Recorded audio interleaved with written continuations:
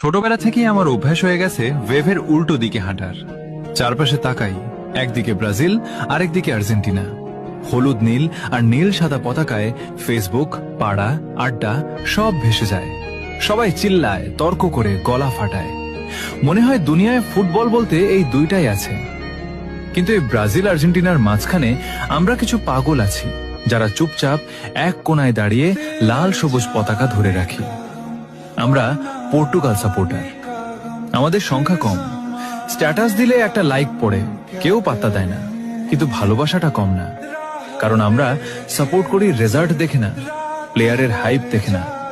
আমরা সাপোর্ট করি সেই অনুভূতিটাকে যেটা প্রথম দেখায় মন কেড়ে নিয়েছিল। হয়তো আমরা কখনো সংখ্যায় ৪৫% বা ৪৪% হব না, হয়তো আমরা শুধু ১%ই থেকে যাব। কিন্তু সমস্যা নাই, ভিড়ের সাথে গা ভাসিয়ে দেওয়া সহজ, কঠিন হলো একা দাঁড়িয়ে নিজের পছন্দটাকে ধরে রাখা।